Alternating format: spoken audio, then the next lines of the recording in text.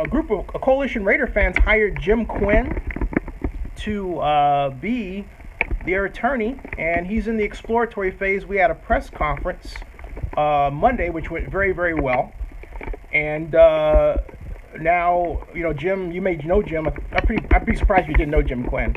And he and Eric, I always Holt Brett, I believe his last name is, came out, and they spent a good part of the weekend, I would say, and they are now in exploratory phase with the idea of filing a lawsuit. They're raising money. They've got good donations already, and things are coming along rapidly. They've already paid the retainer, so these guys are in place. They are in place and working. It's funny, Zennie, if this had been 10 years ago, Mm-hmm. I just would have done what I did with the Giants and the Raiders and the A's and the Rams, and just come up there, have with Libby, Schmidinger, and got something going to save them. Part of which is you have to get the public all excited. You have to do all the press. Right. Then you have to have a plan, and a comprehensive plan. Mm-hmm. Then you can get the business community in there and all the rest of it. But we're just too early in our practice because, like when I did the Giants, it was like pretty much a couple months of just doing that. Hey, you think? Have you ever heard of a fan-driven approach like this with respect to the retention of an NFL team? After. Green Bay Mm-hmm. is a community-owned team, right? Right. That's right. Yeah. So, what's their grounds for the suit? Well, that's what the exploratory phase is all about. They're going to determine that, according to Jim, during the exploratory phase. And why do this now? With the Rams, we did it. We won the first vote. Mm-hmm. And with the Giants, they had already made the deal with the group in the St. Pete. Mm-hmm. But then we went to the National League and argued against the best interest of baseball. Well, I think in this case, to answer your question as to why they the group just organized. It was really truly grassroots. They were organized out of I guess you could say organized anger, and they and that really ignited things. They were just pissed off, something terrible. So they got. What you needed to do was go to Mark Davis, Mm-hmm. get into his head, figure out what he needed, what he wanted, and seeing if you could find a way to fulfill it. That's what they tried to do behind the scenes. It didn't work out for reasons that we're all still not clear of regarding Mark's true motivations in Las Vegas. And so as a result, Ray Bobbitt had put together a group early on, and he is financing. He is an owner of a number of meeting spaces and nightclubs in San Francisco, and was able to raise a good deal of money in a short period of time. Of course, we need more, and it just caught fire. It just caught fire, and that's where we are right now, The problem is, unless there's some great legal, whatever, Mm-hmm. the league is voted, and they've approved the move. Yeah. No, they're going to. I think, given Jim's background, I can't say exactly what they're going to do. I know there's been a lot of fact finding, but what I'd like to do right now is I don't want to spend time talking about that at the front end. I want to talk about your clients first, because BSing around. We've got agent academies coming up. Mm-hmm. We can talk about anything you want to. Sure. I'd like to talk about the fact that you're back. You got two of the top NFL quarterbacks, Patrick Mahomes this year, 10th pick in the first round.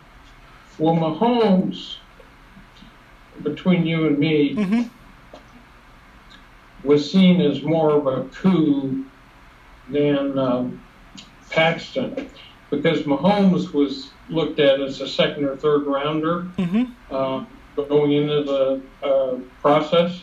And I mean, even to the point where going on draft night, there were still people who had him as the fourth quarterback. Right, I remember that. He ends up the second quarterback and the 10th pick.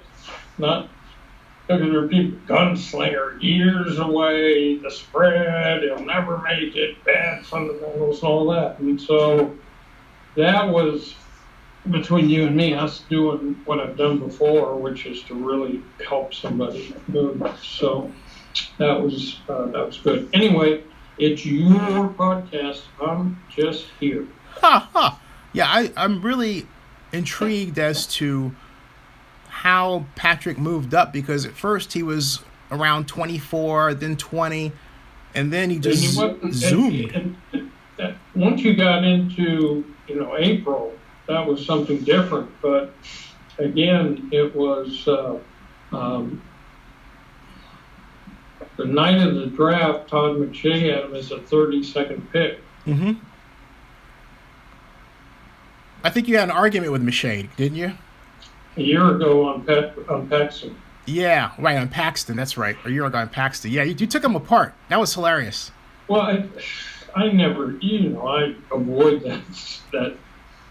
I avoid confrontation at all costs, but you sit with families and they watch on television over and over and over again as the guy's trashing their son. At a certain point. Yeah, somebody's got to take it. Anyway, tell me when we're going.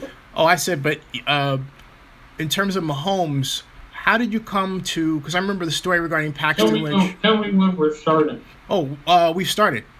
We started, right? Oh. Yeah. Sorry about that. I thought, yeah, because I was trying to get the camera straight and everything else like that, because it's on a stand that has a mind of its own. And my viewers are used to my preliminary setup because I use YouTube Live Mobile, which I love, Sure. Okay, cool. So, so I'm actually just adjusting this to make sure that it is in place, and I got you there. Perfect. And, yeah. So, at any rate, the whole point is that the talk has been that, last year when you and I talked about Paxton Lynch, we talked about how you came to acquire him. So since I hadn't had a chance to talk to you about Patrick Mahomes, the same question: how did you come to secure Patrick Mahomes as your client? So Patrick Mahomes has a extended family that's very close to him, that formed a protective group around him. His father, who they call Pat, was a major league pitcher for 11 years. The godfather is LaTroy Hawkins, who pitched in the majors for 21 years. And the mom is Randy. And the three of them put together a screening panel. And we met just about a year ago at this point.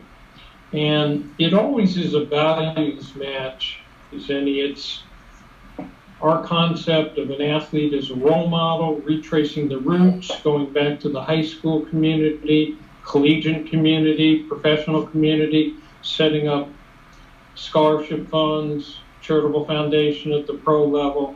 So I lay out this philosophy and the concept that we're laying the foundation for second career, the fact that we've got three players who are minority owners of actual NFL teams, with someone like Warwick Dunn at the Atlanta Falcons and Ray Childress at the Houston Texans, and how an athlete can be a role model, make a difference in the world, leave legacy, while at the same time preparing himself for second career. And the key focus beyond those values and the overall holistic approach is path to the draft. How are we going to utilize the scouting system to get through the whole second season of scouting, which now has become so prolific in terms of events. Used to be when I started with Bartkowski, draft was in January. So they played the college season, did a few all-star games, drafted.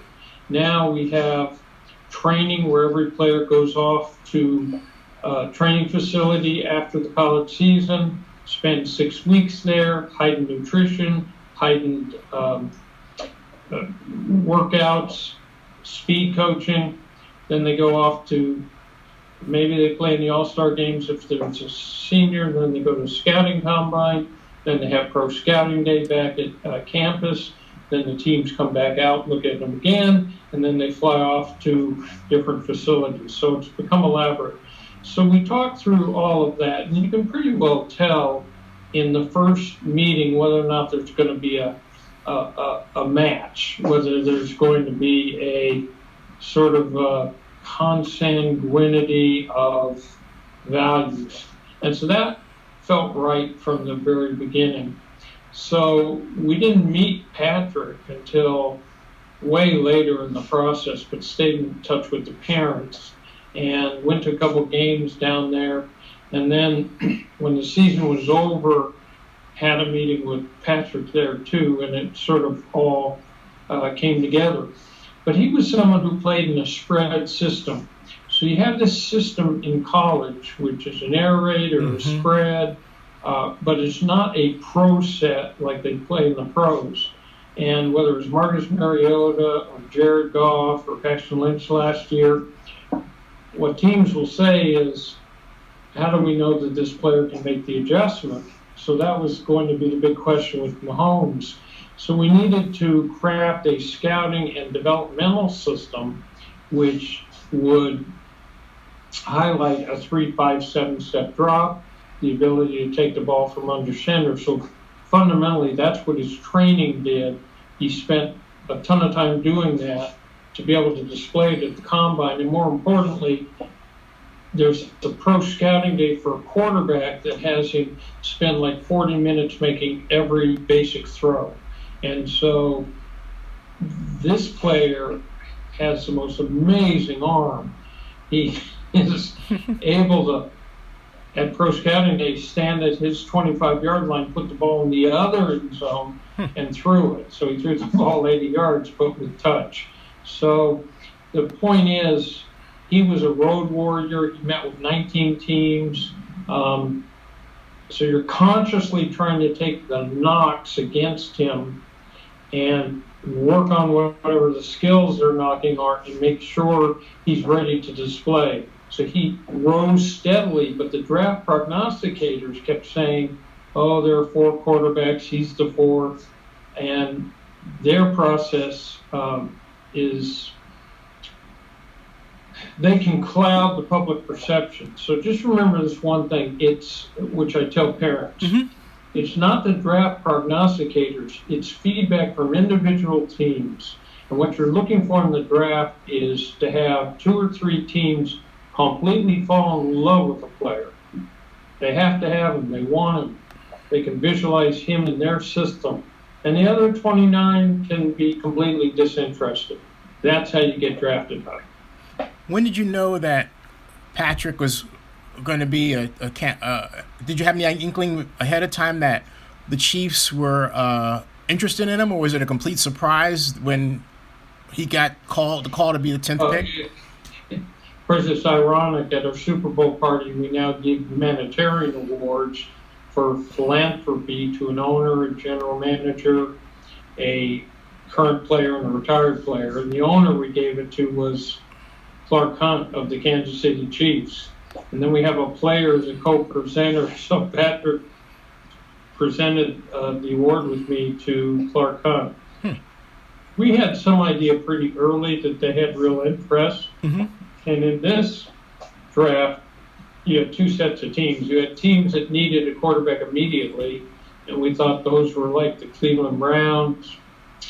They were the New York Jets. They were Houston Texans, 49ers. And then teams that had a good incumbent quarterback, but it's become such a quarterback-centric game that these teams didn't want to have a gap between their current quarterback and then the heir apparent to take over. And that were teams like the New York Giants, Pittsburgh Steelers, New Orleans Saints, Arizona Cardinals, Kansas City Chiefs, teams, San Diego Chargers. So that was a more likely set. Houston was interested. So when it started to become clear that Arizona really wanted him, New Orleans really wanted him, and if Arizona stayed in place, they were around 13, so people had to go ahead of that. Then New Orleans was 11. So then Houston, the Giants, different people were trading up. So during the draft, we're talking to teams. And before the draft, they're telling us of the interest. So we're not watching it like the public is. We've got real feedback coming, and we're charting where the trade's going to come. Hey, Leigh, one moment. I just need to take a bit of an adjustment and turn my camera on and off. You froze. Don't move. I'm not going anywhere. Hold on one moment. Just one of those tech things. It froze. Hold on a second. Let me try this. All right. Let me turn it on again. Okay. See, that works on your end. Let me try a recall. Hold on a second. I'm in shock. Yeah, it's hilarious. Hold on a second.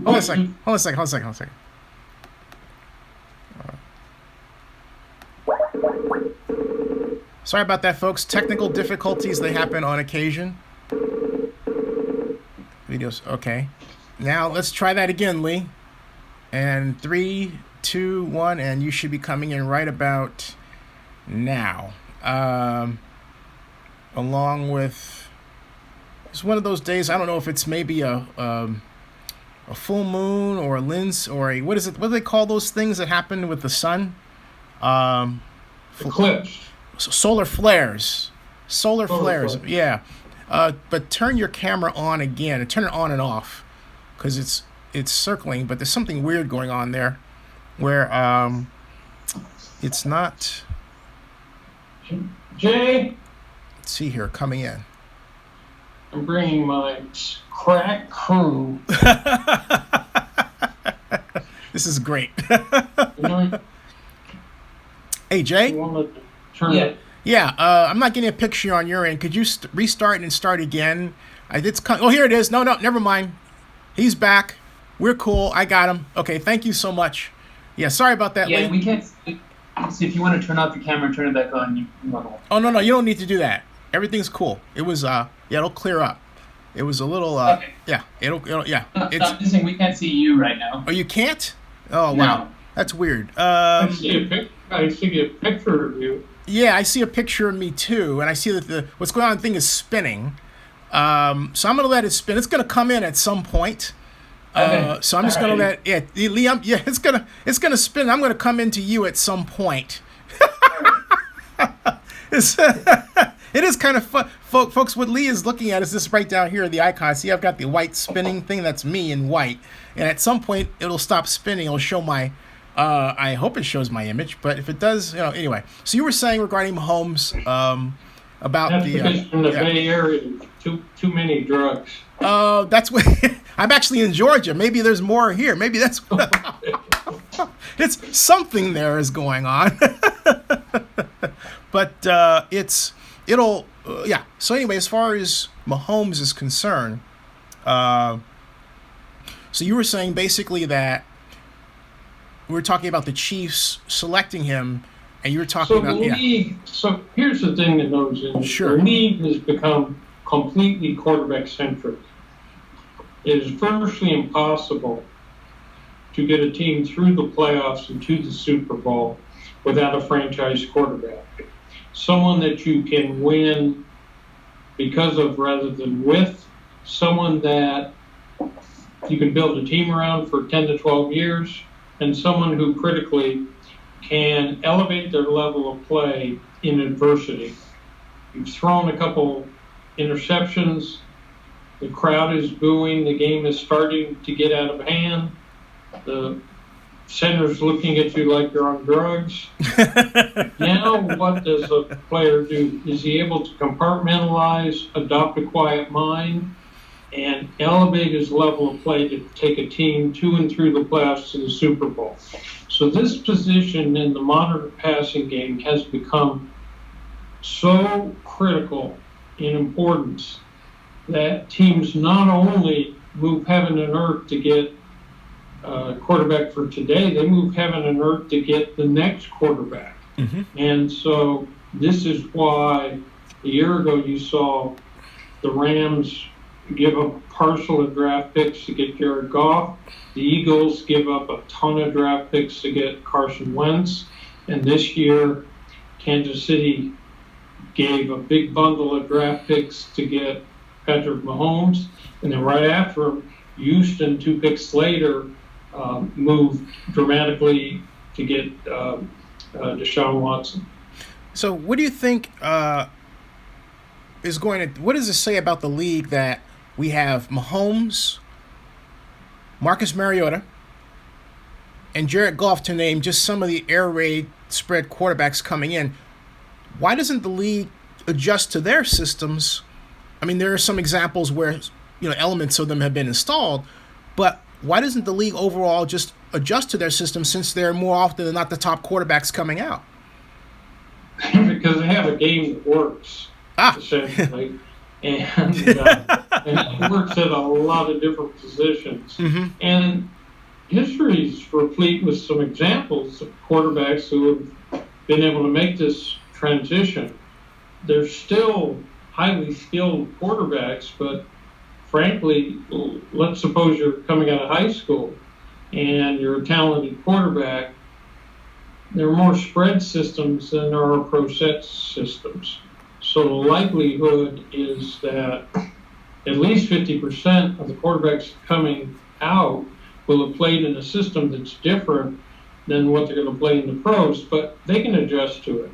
And what you have today, as opposed to 10 years ago, is that player gets drafted, then within a week he goes off as a rookie to a rookie mini camp, and then he may be there for as much as 6 weeks for what they call OTAs.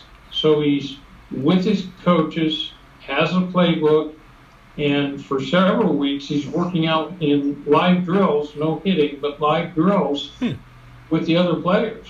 So as opposed to the rookies of yesteryear, this player's getting a fair amount of work in that system with that team before he ever heads off to training camp. So they're ahead. And I wrote an article today in which I said that 91% of this year's draft picks are already signed, and it's the middle of June, 6 weeks away from training camp. And the fact that they're signed means there won't be holdouts either. And so you're going to get a group of rookies with more experience who will be on time to training camp, and they ought to be more productive than in the past. And I know there's been a change in the collective bargaining agreement, or was, not currently this year. I don't mean to imply anything that happened this year, but the change in the collective bargaining agreement in recent years was such that there was less practice time for quarterbacks in general. Is this, with OTAs and other scheduling adjustments, the NFL coaching ranks way of compensating for the collective bargaining agreement? Is it more of a problem than we're led on to believe, or? So basically what happened was players got together, and first of all, they wanted to eliminate hitting and getting injured in the off season, and then the whole specter of concussion. So they tried to eliminate hitting. So they've put together a system where it really starts in April, and then there are prescribed periods where they can be back under the direction of their teams. And they're allowed to work out in the facility on weights, but so yes, it's been cut back, and you can go either way on it. Now, one of the reasons there are a lot of injuries in the first weeks of training camp is the players are in shape. It's not like the old days where players gained 20, 30 pounds, they were smoking, and they'd come into training camp and shed all the weight. They're in shape, but they're not in football shape because they haven't been hit. And so their bodies all of a sudden are traumatized early in training camp. And so some people argue the injuries are actually up, law of unintended consequences, where they've done this to protect players, but the Bill Belichick's of the world argue that the injuries are up because they haven't been hitting in the offseason. But by and large, I think the system's fine. What do you say? Oh, by the way, I understand that Mahomes was robbed. Is he fine? Okay, he recovered from that, or is that? Just one of those random things where he went to a baseball game, he drove back to drop his girlfriend off at home, and someone ran out of the darkness and robbed him. But they caught the person quickly, and nobody was hurt. So thank God for that. Oh, thank God for that. Hey, so we've got Mahomes and the Chiefs. What are the Chiefs' plans for him right now, as far as you understand it? Are they going to start him immediately over Alex Smith? I mean, what's the plan? The plan is that Alex Smith will start. And so if you really look at it, no rookie quarterback's ready to start in the NFL. Some of them have to because they have a big cap number or the team just needs them to. But the adjustment process to the faster pace of the game, the smaller degree of separation between a wide receiver and a defensive back, the confusing defenses. The only way you really get better is to see the field over and over again. But the problem is that we now have viral media. So a player goes out as a rookie to play quarterback, maybe like Jared Goff, he doesn't have a very good line, doesn't have great skill position players. So he's going to throw more interceptions. I mean, you go back and Peyton Manning threw twice the interceptions as he did touchdown passes. John Elway, I mean, the greatest players all had rough first years, but today they'll look at it and after 5 games, they'll judge his player to be a bust. So it's always been a better process for the player to sit and learn. That's what Aaron Rodgers did. That's what Carson Palmer did. That's what Phillip Rivers did. And I don't think they have any intention of playing Patrick Mahomes except to the extent that Alex Smith were to get injured. So he'd get a year to sort of learn in practice, learn in limited game situations, and then at some point in the future he would start. What about for Mr. Lynch, Paxton Lynch of the Broncos? He's got a new coach coming in, excuse me. He does. So he's been there in the offseason, and he's competing for a starting job. The system will be much better suited to him, and he's again in a learning phase. I mean, I have confidence in him.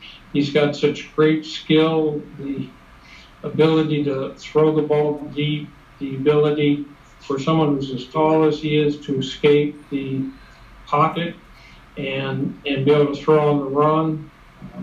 And I think he's going to be a great starting quarterback.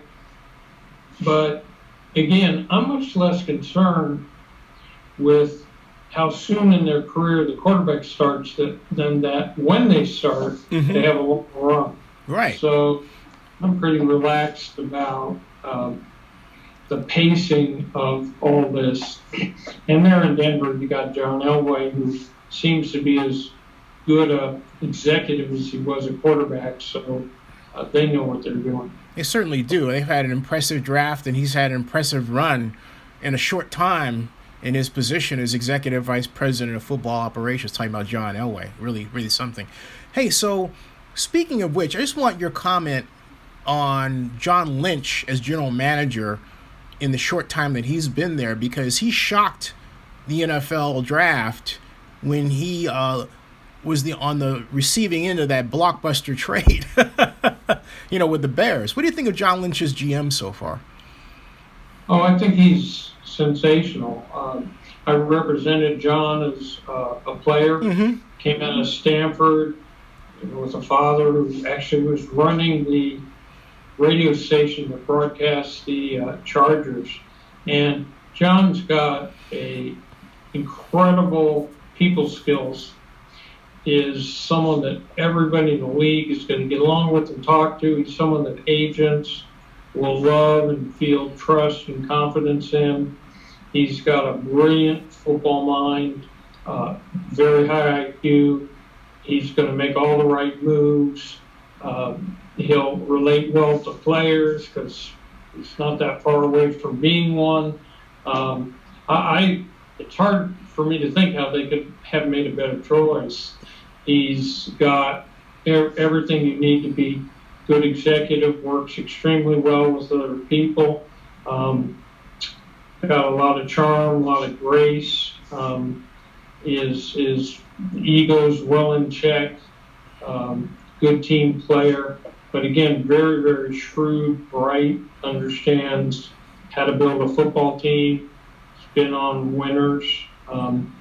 He was on Tampa when they were good. He was on Denver when they were good. And so he was on Stanford when they were good. So he's got all that. Now, coming back to your client list, all your clients are signed now, right? Congratulations, I should say. Well, except Patrick Mahomes. Okay. That's a situation where a team has a rookie salary cap, but they also have to be under the overall salary cap. So in that particular case, it was not until recently that they actually had the cap room to sign them. So, we're just getting going on that, and I'm sure it'll happen pretty quickly. And that was because of Macklin, their decision to basically let go of Jeremy Macklin, right? Who wound up with the Ravens, Well, this is what happens. They were 12-4 last year, so they're a team packed with talent. So the salary cap exists to create parity. So the salary cap exists to make teams like New England or Denver or Green Bay or Atlanta give up players because you don't have enough cap room to have 4 all-pro offensive linemen at high salaries.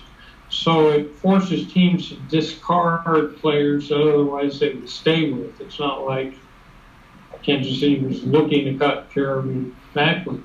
But that's the effect it has on better teams. But the irony is that even with all these rules, taking better franchises and having them draft later, taking better franchises and having them have to discard and give up players, they still win. Because Zennie, the key to winning in sports at the pro level is the quality of the ownership, long-term vision, stability, having great skills in a front office in terms of a concept to develop a team. And you can have a lot of variable ways to plot out a team, and they all work as long as they're consistent. And great coaching, and that structure will win. So the New England Patriots, by rights, should be going up after a few good years and then going down. What is it about the Patriots that, how do I say this? What is it about the Patriots that makes them so special? They got Bob Kraft, who's a superb owner. They've got a system that works. Theirs is modular. It's sort of plug and play. It's outside of Brady. They don't have massive superstars. They figured out a way to operate as a team, and they can plug parts into their system so that when they lose that great slot wide receiver, they just plug another one in. And that, with the exception of Brady, they can pretty much play and flourish losing anybody. They don't love draft picks. I've noticed. They love veteran players. So they have a concept, and it works for them. And and they've got a great coach and have a great front office, and they stick with their concept. They stick with the long view. They don't get scared or frightened or panicked. They don't see the shiny object draft pick that they got to have and basically mortgage the team for, right? That sort of thing. No, they have a really incisive analysis of how they will win football games, what type of players they need on defense and offense, and away they go. And again, you can win with a very different concept than the one they have. So Denver doesn't play the way they do. Denver had to sign Von Miller on defense, but any of those systems can work as long as you're consistent. And if you go across the world of sports, baseball, basketball, hockey, football, team sports, then you will see that always look at the owner, always look at the general manager, always look at coaching. Give us a rundown of your other clients. You've got quite a list, basically, but... Well, this year we had an interesting situation because we had two running backs, Jamal Williams from BYU and Aaron Jones from UTEP. Now, what the actual aerial odds were of this happening, I don't know. But so we have like 7 clients, 2 are running backs, and they go in successive rounds back to back to the Green Bay Packers. So those 2 running backs, I think, will be vital for the Packers and have an impact. Danny Lasco is a really active running back for the New Orleans Saints, and I think he'll be just fine. Seth Duvall is going to compete to start at tight end for Cleveland, and Danny Vitale will do pretty much the same thing. We have a very active linebacker, Jalen Brown, who played for UCLA. Right. They call him the human tackling machine. He basically sort of led the league in tackling, and he's with the Tennessee Titans. We have one of the iron granite blocks from SC, Chad Wheeler, who's was yesterday running with the first team offensive line for the New York Giants. We have a young quarterback with Dallas, Cooper Rush, who I think has really a good chance to make an impact there. So it's a young crop, and that's coming along. Taylor Heineke is a backup quarterback with the Minnesota Vikings. We got Garrett Gilbert as a quarterback on Carolina Panthers. So we've got a number of excellent young and coming players who I think are going to have fun this year. Hey, how does it feel to be back? I mean, you're people talking about you. You're on a high. It's great to see. I'm really proud of you. So how does it feel to be back? Well, I've been back for a while. Yeah. It's next year will be my 44th draft. So wow. But it's exciting. We're working on an anti-bullying initiative, which I have to prod that. Thank you. Pro and collegiate players and have them work with high school players to try and change the culture at middle schools and high schools by promoting tolerance rather than bullying. We're doing agent academies. We've got one coming up in Dallas on July 1st and 2nd, and we'll do one at Columbus. So the concept here is to develop a new generation of sports professionals. Most of them want to be agents, but you can work for a team, a league, a conference, sports marketing, sports television. So Zennie, you go to business school or law school or sports marketing, but they teach you the principles of the law, the principles of business, nothing really practical in terms of how to succeed in the world. So at these camps that I do with our younger attorney, Chris Cabot, we do workshops in listening skills, because the most important thing is to be able to draw another human being out. And get into their greatest anxieties and fears and greatest hopes and dreams. Put yourself in the other person's heart and mind. We talk about how to recruit, how to negotiate and do a workshop on that, how to market and brand someone, how to do a charitable foundation, how to do damage control, how to deal with clients' complaints, whether they want to be traded, how to deal with clients' injuries. So it's a real intense training, and we've done it New York and Chicago and Philadelphia and Houston and Dallas and the Bay Area and Los Angeles to try to train a younger generation. And I'm still having fun writing for Forbes.com, which I do every week. And so it's exciting. The most exciting part is the ability to contribute to young men's lives, help their hopes and dreams come true, and also to make a difference in the world. And whether it's dealing with the issue of concussion and trying to bring awareness, prevention, and cure, or the environment through the Sporting Green Alliance that takes sustainable technology and wind, solar, recycling, resurfacing, and water to state arena and practice fields to drop carbon emissions and energy costs and transform those venues into educational platforms. So you got millions of fans come and they can see a waterless urinal, they can see a solar panel, and think about how they integrate those into their concepts into their own homes and businesses. So you put sports in the forefront of triggering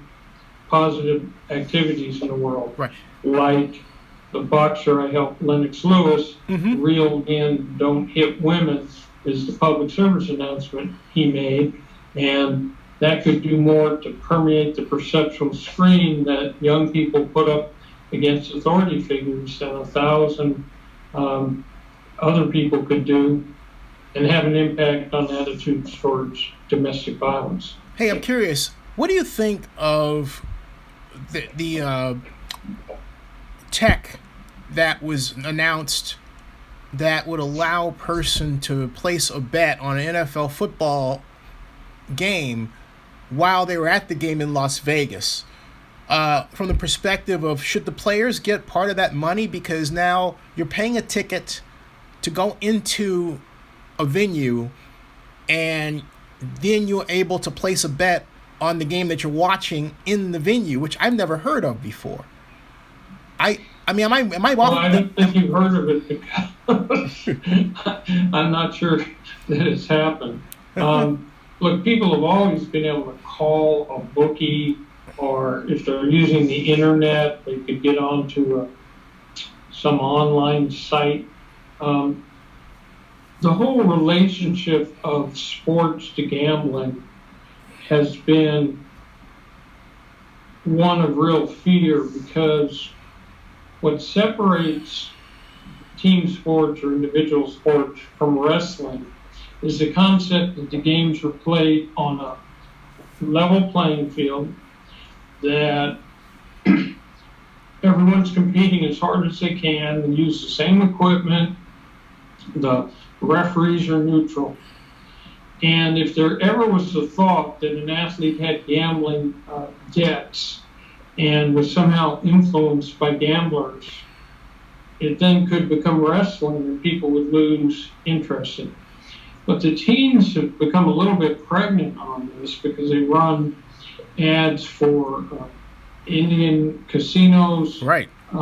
They put they become sponsors, and some of the teams own part of the fantasy football sites. So the whole problem with Las Vegas for years was the worry that somehow gambling would become involved with sports. But as it is now, you have gambling all over the country at all sorts of locales, and you don't have to go to Las Vegas. I mean, if you're in Southern California, you can go to Morongo or Pachanga or whole flotilla of places to gamble. So if you're talking about off the field revenue, ultimately there's a revenue split, but the farther gambling can be away from pro sports, the better. Hey, I'm curious for Raider fans who are listening. Have you ever worked with or met Jim Quinn before? He is attorney that was famous in the Players Association lawsuit for antitrust. And you have any familiarization with him? Yes, I have. I mean, you know my feelings about this, which is that the Raiders belong in Oakland. Right. If Las Vegas was going to have a team, it should be an expansion team. So it's nothing. I think Las Vegas is a fine city. It should have pro sports. But the reason I helped lead the effort back in 1992 with Frank Jordan to save the Giants, and then helped Mayor Elihu Harris in Oakland to save the A's, and then led the effort that wasn't so successful in 1994 to save the LA Rams, is that I think it's inconsistent and against the best interests of pro sports to tell fans that this team is somehow not just a business, but a quasi-civic institution. And when you say we're your Oakland Raiders, which implies the responsibility to root for the team when they're losing, to support the team, because there's much of the Bay Area is the Golden Gate Bridge, and they're an institution, and they're not acting like a private business, and they're not a private business in that they agree to a whole set of rules, like revenue sharing, that go against strict free enterprise. So then the only reason a team ought to be allowed to move is if they've done the best job they can, and there's absolutely no support for them in an area. And that's not true in Oakland. The fans have been loyal there even after the team left. And why break the hearts of young Raider fans because they can get a little better venue in some other place? It's just not good for football. And Las Vegas can get a team. I'm glad it can get a team through expansion. Am I glad the Rams are back? Yes, because they never should have left in the first place. But am I happy that there were young St. Louis kids who had their hearts broken? No. Hey, I'm curious on that note. I don't. This may be a little bit out of your wheelhouse, but I doubt it. The Raiders are negotiating with the University of Nevada, Las Vegas athletic organization to have a joint use agreement. Is that actually doable? It's not all that common. It happens, but I know that, for example, UNLV wants a first-class college football stadium. They want their own signage. And a lot of that stuff that they want. Guess what? It's in Nevada law. They had it written into the law. I understand. Well, so the Rams are currently playing, and did for many years, in the Coliseum. The LA Coliseum, right. SC has certain agreements with the Coliseum. So this is not totally unusual. UCLA has an agreement with the Rose Bowl. That was a place where people could stay. The Raiders played a preseason game at Cal. So this is not totally unusual in terms of facilities, but each side's going to have their own specs that they're trying to achieve and their own goals. Now, as we close out, because I've had you for almost an hour now, which I appreciate your time, but I want to be sensitive and respectful of your time. What is the next step for your academies coming up? Because you mentioned, and I think it's very important for people to learn about how sports agents do what they do. And because people ask me about it, they say, where do I go? What do I do more? How do I find out about it, Zennie? What is the list of cities, and how can people find out more about your sports academies? By going to steinbergsports.com, our website, and then hitting Agent Academy. It will have the list. So the next 3 we're doing are July 1st and 2nd in Dallas. Then at the end of July, we're doing it in Columbus, Ohio. And then back here in Los Angeles a month later. And we've done them in Houston and Dallas, in New York, in Indianapolis, in Philadelphia, in Chicago, in Ann Arbor, Michigan, and Berkeley, and Los Angeles, and we'll be doing more. And I just did a phone call for some of the hundreds of people that call our office. I did a phone call for over 200 people that had questions about sports agentry. And I'm not trying to be commercial here, but I wrote the book, The Agent, my 40-year career making deals and changing games. Which I have and I read twice. Which I have and I've read twice. Great book. Well, it's still, oddly enough, it's still selling 3 years later, but they can read that. The other thing is I've written probably 15 columns on Forbes.com on how to be a great agent. The last set was on how to market, and that was a 4-part set several weeks ago. So you can go there.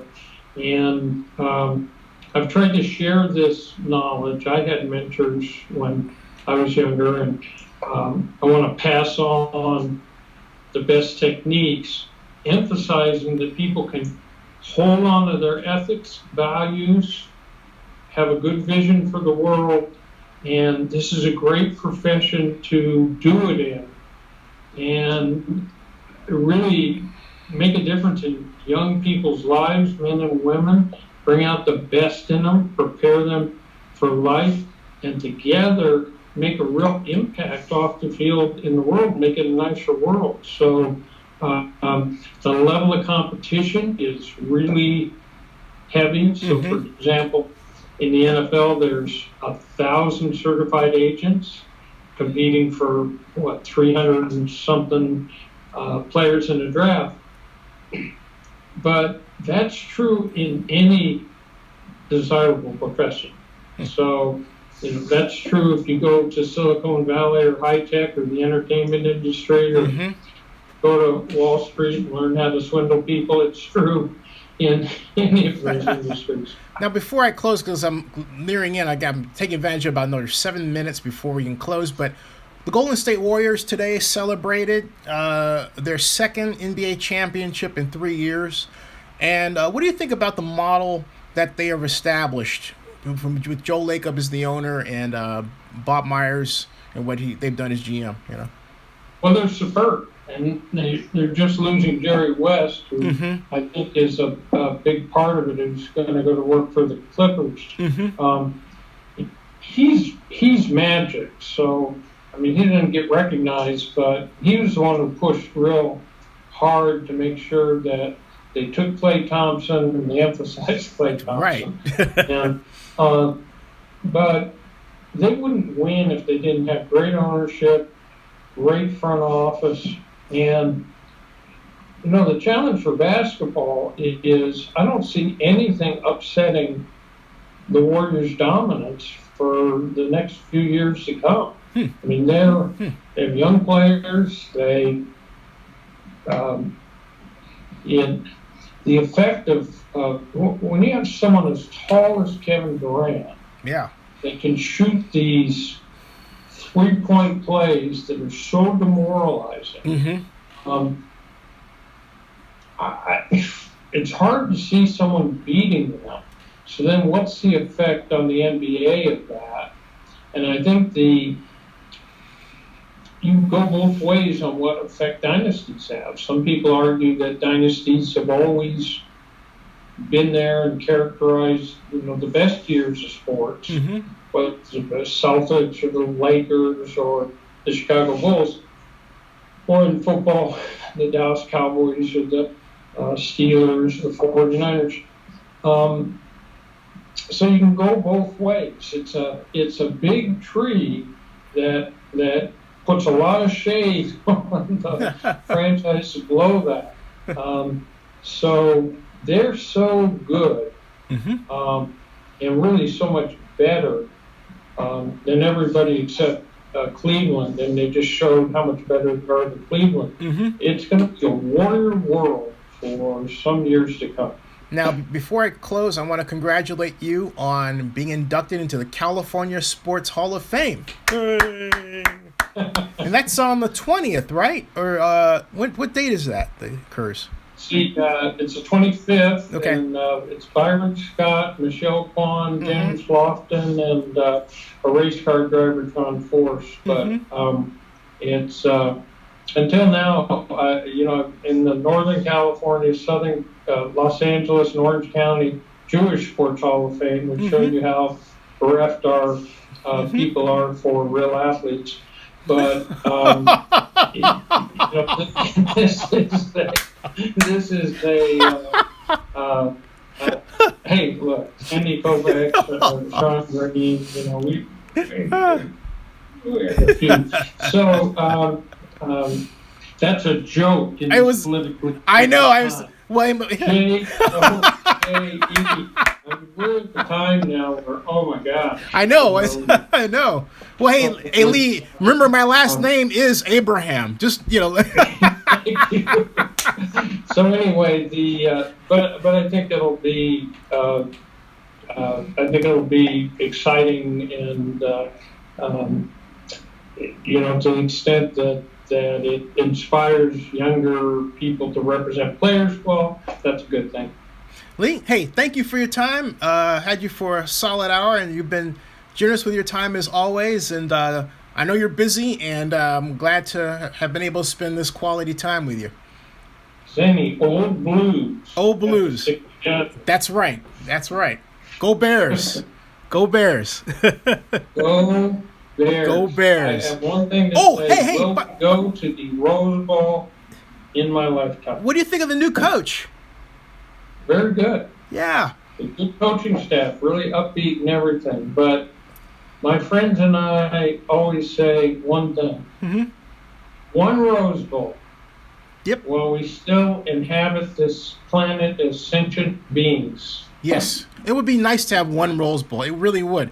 Just one. Yeah, because then don't even have to win. Yeah, and then I can then we can make David Shaw be quiet, because David Shaw said to me at the NFL draft, he goes, I like those guys every season but one game.